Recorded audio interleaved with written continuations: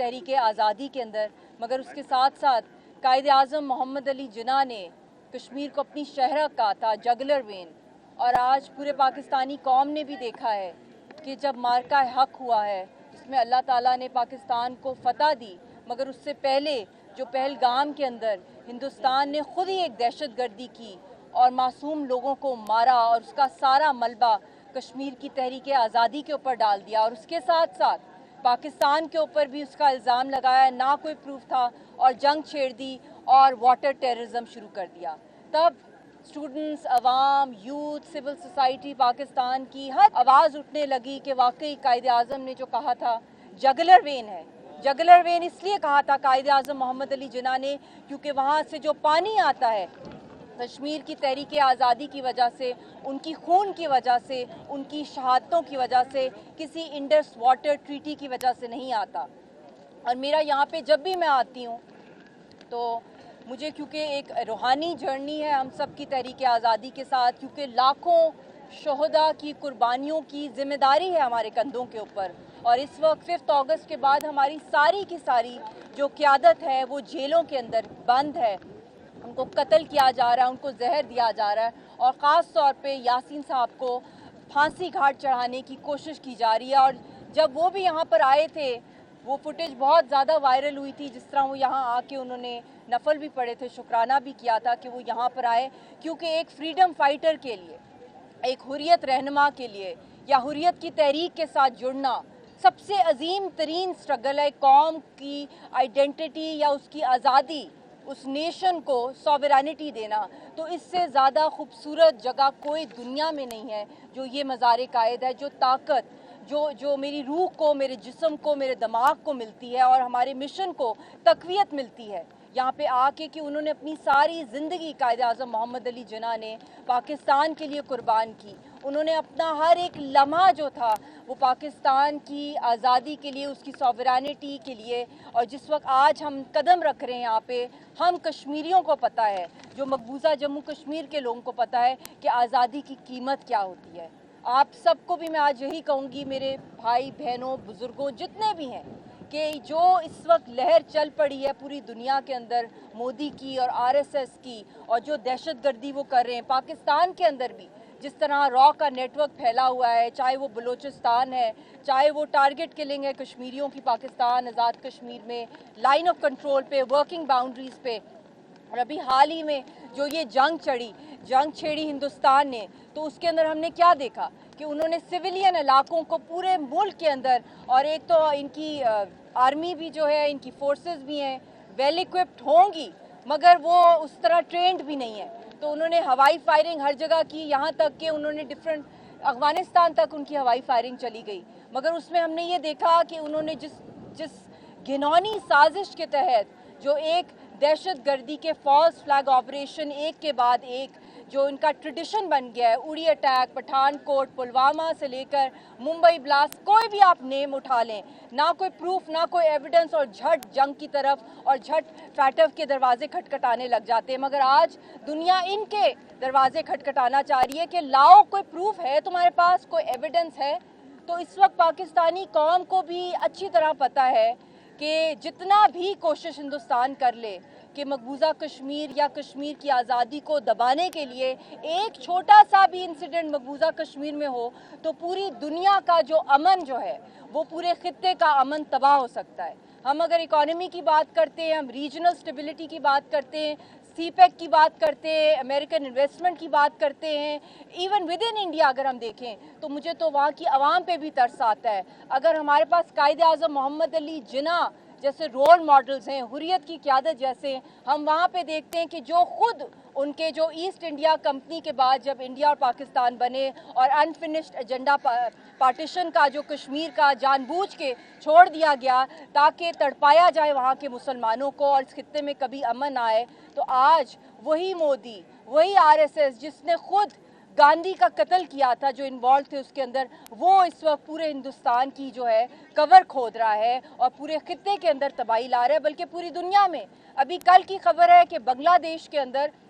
9 से ज़ायद पायलट्स जो हैं जो स्पाई कर रहे थे इंडिया के लिए, उनके रॉ के लिए, उनको जो है सजाए मौत होने वाली है। इस तरह कतर के अंदर आप देख लें, यूएई के अंदर इनके स्पाइस पकड़े जाते हैं, ऑस्ट्रेलिया के अंदर, कनाडा के अंदर इनका टेरर नेटवर्क अमेरिका में फैलता जा रहा है,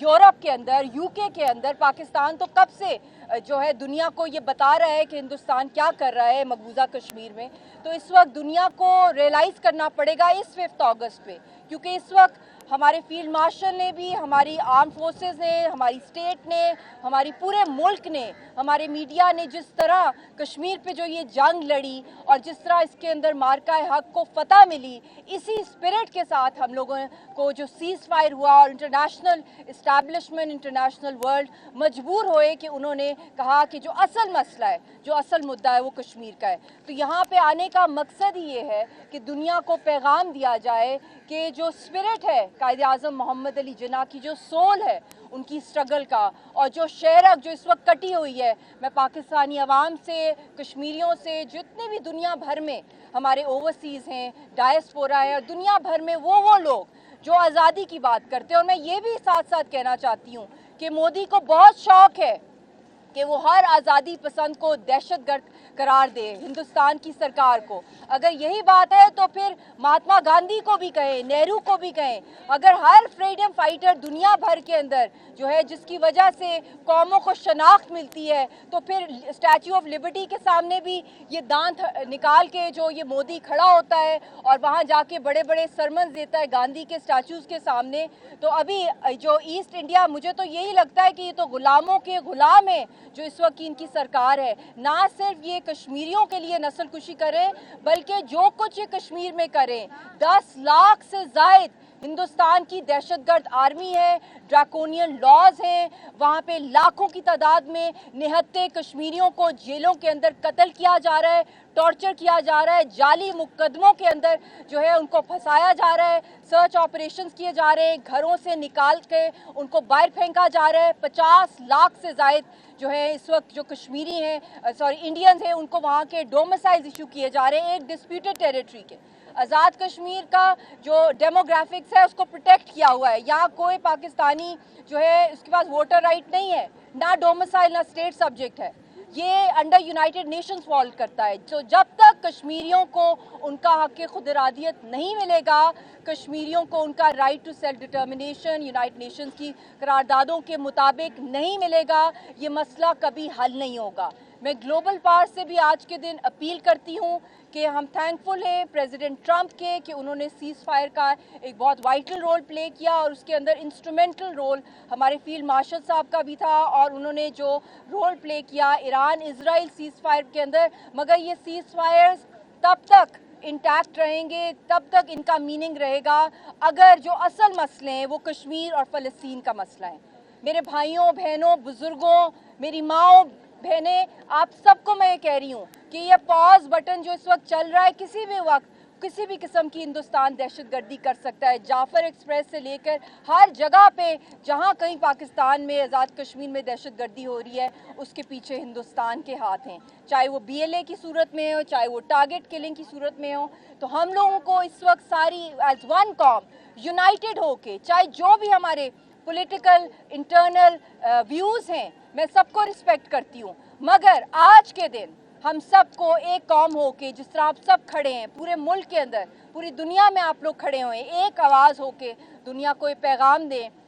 कि ये नस्लकुशी बंद की जाए। और जब तक कि असल मसला जो मुद्दा है कश्मीर का मसला हल नहीं होगा, खित्ते में अमन इम्पॉसिबल है, इकोनॉमिक प्रोग्रेस इम्पॉसिबल है। और मैं ये भी कहना चाहती हूँ कि जिस तेज़ी के साथ RSS की दहशतगर्दी रॉ की फैलती जा रही है, और हमारा अपना घर इसका डायरेक्ट शिकार हुआ है। रिसेंटली मेरी वालदा की शहादत हुई पाकिस्तान में, उनको भी जहर दिया गया। RSS और रॉ के नेटवर्क्स इतने तेज़ी से इस मुल्क के अंदर भी फैलते जा रहे हैं और दुनिया भर में, मगर उसके साथ साथ हमारी जो इंटेलिजेंस की जो सारी की सारी कुर्बानियाँ हैं, हमारी आर्मी की कुर्बानियाँ, हमारी आवाम की भी कुर्बानियाँ हैं, जिन्होंने इन प्रॉक्सी वॉर्स के अंदर जो है हक़ और सच का साथ दिया। इस मार्का हक़ के अंदर भी आप लोगों ने कोई ऐसी नेगेटिव रिपोर्टिंग नहीं की, फैक्ट्स एंड फिगर्स पे बात की। और मुझे तरस आता है हिंदुस्तान की आवाम पे इस वक्त کہ وہ سارے کے سارے اس وقت ڈپریشن کا شکار ہیں. وہاں کی اکانومی تباہ کر دی ہے مودی نے,